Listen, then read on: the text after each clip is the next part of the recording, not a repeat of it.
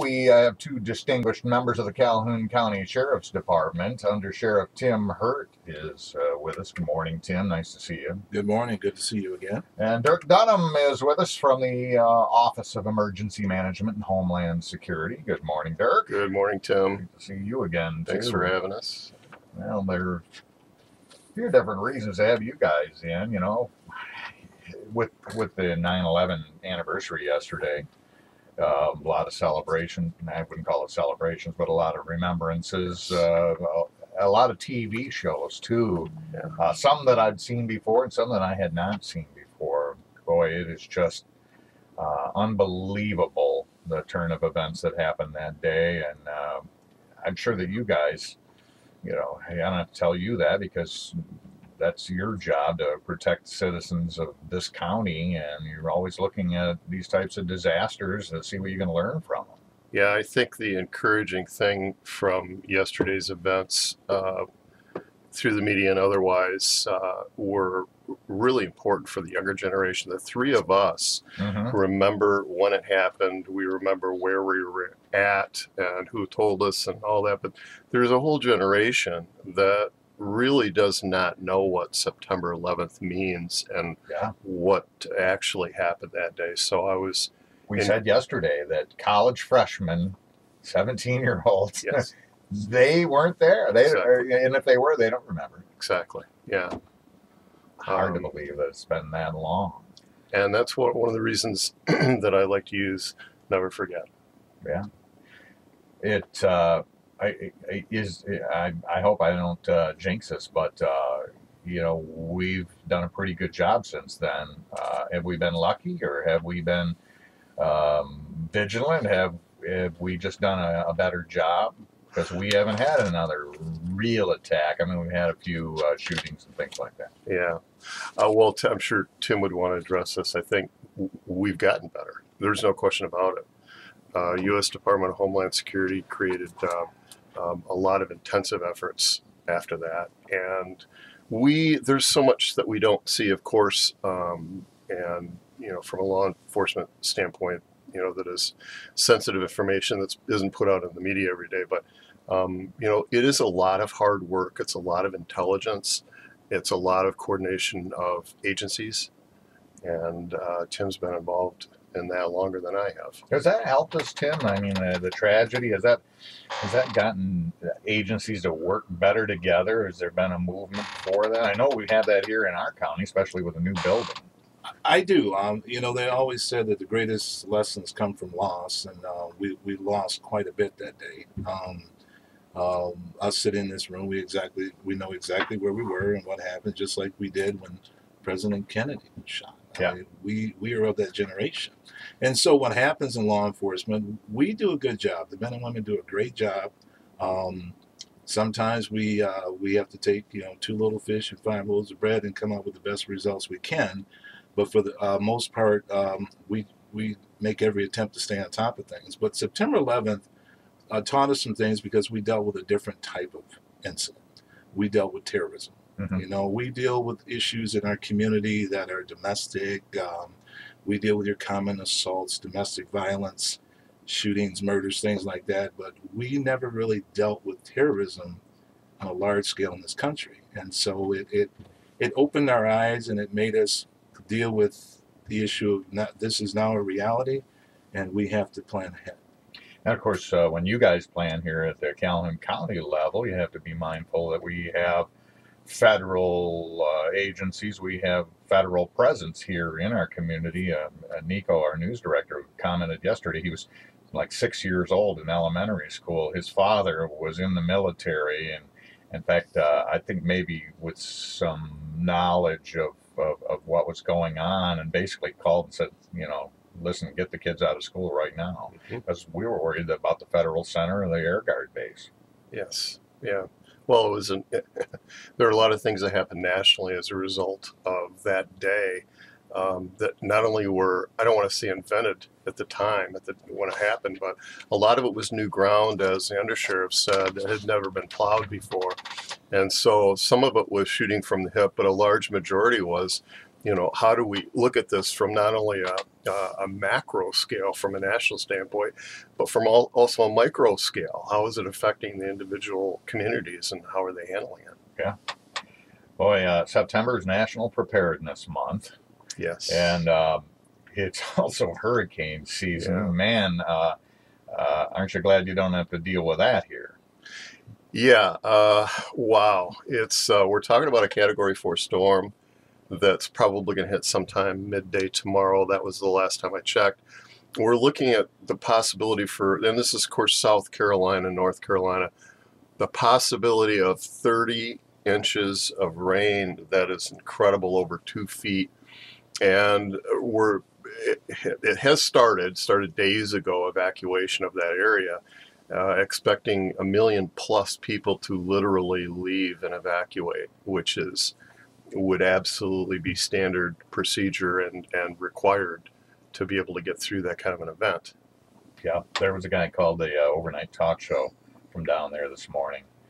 I think he was drunk, but he might have just been crazy. But he wasn't going to leave. Yeah. And he was talking about how his father was in law enforcement in 1954 when Hurricane Hazel hit that area. And, you know, that was devastating. And so you'd think you'd know better, but I don't think he was all there. But, yeah, and that's got to be tough, too, for you guys. You know, when you do try to tell people and they're not all there, or they're stubborn, or they don't believe you, or, you know, they're not going to evacuate. I mean, you can only do so much, right? You can. I mean, the thing that we would do, and as they are over on the East Coast, is they're making people aware ahead of time, giving them options, telling them where they can go, making things easy for them. But you still run into a certain percentage, regardless of where you're at, whether it's a snow emergency or a tornado here in town. There's a certain percentage of people that just do not want to leave their home. Yeah. And we do everything we can, and sometimes there are certain things we can do. If it's a public safety, a serious public safety issue, they're going to make things worse for another person, we can take some actions. But for the most part, you just have people who are so attached to what they love and everything they work for their entire life that they just don't want to leave. You can't blame them, but you know what ends up happening is later when it all hits, when you know what hits the fan, and law enforcement and first responders are put at risk, greater risk. Exactly, and that's the downfall is that the first responders now have to take on risk to go rescue that person who should have left ahead of time. Yeah. Emergency Preparedness Month, or National Preparedness Month. What are a couple of things that you want us to know, Dirk? Yeah, this is a direct tie-in to what the Undersheriff just said and what our discussion is based on. You know, preparedness is really what you do, but awareness is the idea of a mindset. And I would like to think, since we're coming right off of 9/11 and now going into a storm that's going to hit in a major way tomorrow, likely tomorrow, I'm interested in promoting awareness. The preparedness really depends on you, your budget.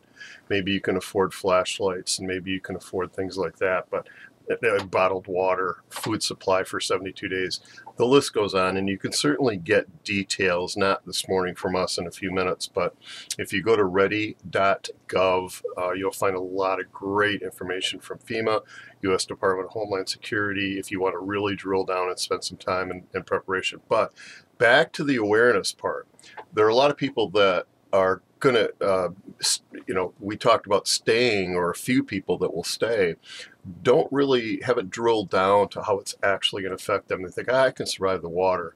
Okay, so it's 2 feet of water, I can survive that. But what they don't drill down and think about is the effects that powerful storm is going to have over transportation, communications, electricity, air conditioning, heating, whatever the case may be. And that's where I like to use awareness and say, drill down, site specific to where you're living, and see what keeps you going on a day-to-day basis, and understand that if that's yanked away from you, you're going to have to compensate for that in some fashion. Yeah, think about it. If you had a medical emergency and you chose to stay, you're not going to be able to get treatment, let alone even get to some place where you can get treatment. Yeah, there's been times we've had storms, even in Calhoun County, where the first priority is to open up roads big enough for a fire truck to get through. Because we figure if you can get a full-size fire truck through the road,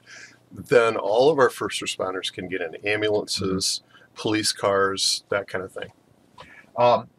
Backing up a little bit, did you say food supply 72 days? 72 hours. Oh, okay. Yeah. So, well, yeah, to be fair, some people do have 72 days. He was and- thinking, Right. yeah, he was thinking about my shelter.